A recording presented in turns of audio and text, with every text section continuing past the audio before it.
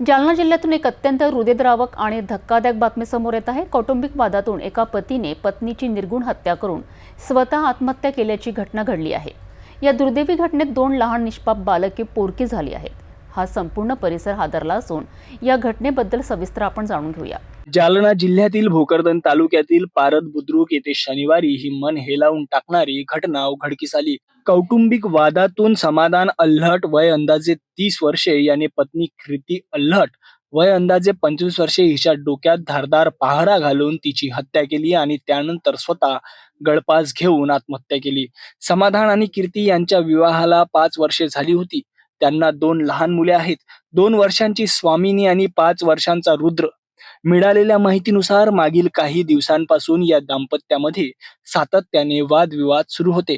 पत्नी कीर्ती काही दिवसांपूर्वी माहेरी सिल्लोड तालुक्यातील वसई येथे गेली होती, मात्र समाधानने तिला 5-6 दिवसांपूर्वी जबरदस्तीने पारद येथे आणले होते असे समजते।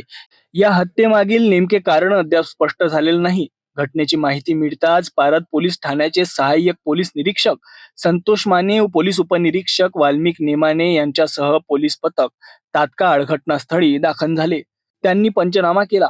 भोकरदनचे उपविभागीय पोलीस अधिकारी डॉक्टर नितीन कटेकर यांनीही घटनास्थळाला भेट देऊन तपासाबाबत पोलिसांना सूचना दिल्या आहेत।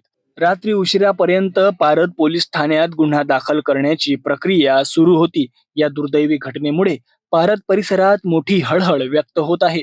आई वडिलांनी गमावलेल्या त्या 2 लहान निरागस बालकांचे भवितव्य अंधकारमय झाल्याने सर्वत्र हळहळ आणि दुःख व्यक्त केले जात आहे।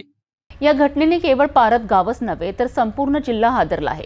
कौटुंबिक वादातून झालेल्या या टोकाच्या कृत्यामुळे 2 लहान मुलांनी आपले आई वडील गमावले आहेत।